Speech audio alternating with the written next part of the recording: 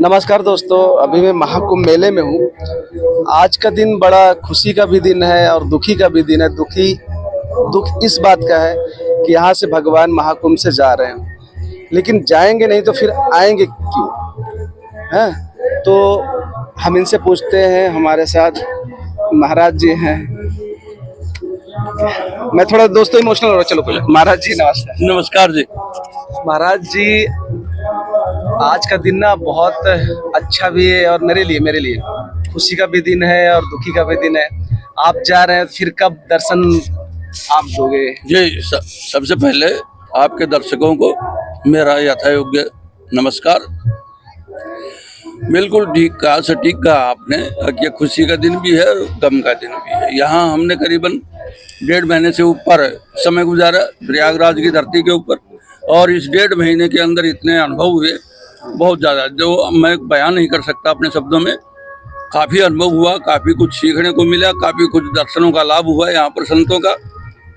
और यहाँ इस धरती पर एक तरह से लगाव भी ऐसा हुआ कि पीछे जो कोई भी आश्रम व्यवस्था थी या किसी भी प्रकार की कोई टेंशन किसी प्रकार की नहीं हुई और ना ही कभी याद आई। तो ये एक लगाव भी हुआ और बड़ा ही गौरवमयी दिन है आज का, जो आज हम इस महाकुंभ से प्रस्थान करने जा रहे हैं। और इस महाकुंभ में अनेकों प्रकार के अनुभव हुए। कुछ गलतियां हुई, कुछ सरकार से हुई, कुछ हमारे से हुई, तो लेकिन कुल मिलाकर आयोजन जो था सरकार की तरफ से, योगी जी की तरफ से आयोजन बहुत ही सफल रहा।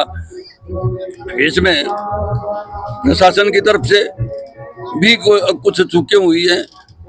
ये चूक हुई कि व्यवस्था प्रशासन ने बहुत अच्छी दी, लेकिन व्यवस्थाओं के ऊपर निगरानी रखना एक विशेष बात थी, तो वो निगरानी प्रशासन नहीं कर पाया, क्योंकि प्रशासन के जो अधिकारी वगैरह थे वो अधिकारियों ने कुछ कार्य सही प्रकार से नहीं किया, वो प्रशासन की गलती थी।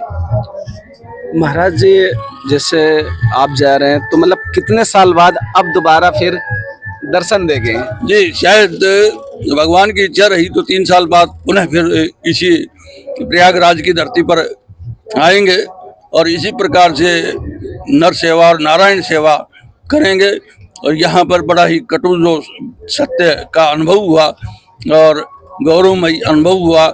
यहाँ विशेष बात प्रयागराज की क्या रही कि विशेष बात अनेकता में एकता, क्योंकि यहाँ पर कितने ही धर्मावलंबी, कितने ही मतावलंबी यहाँ आए, उनका एक ही मुख्य उद्देश्य था कि संगम के अंदर डुबकी लगाना। यहाँ हर प्रांत से, हर गांव से लगभग व्यक्ति पहुंचे। उनका भी सिर्फ एक ही उद्देश्य था कि हम संगम में डुबकी लगाएं, और संगम में डुबकी लगाई। जो यहाँ संतों ने खालसा वगैरह लगाए जन सेवा करने के लिए, तो वो भी काफी सफल आयोजन रहा। तो महाराज जी, अभी अब जैसे यहाँ से निकलेंगे तो कहाँ, सीधा आश्रम की कहीं और निकलना होगा? जी अब आश्रम के लिए ही निकलेंगे। वैसे आज वैसे मैं बैद्यनाथ ज्योतिर्लिंग की तरफ दर्शन करता हुआ और फिर वापस अपने आश्रम पर पहुंच जाऊंगा।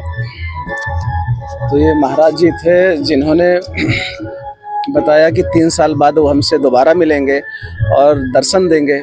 तो दोस्तों, आज बस इतना ही बोल सकता हूँ। राम राम।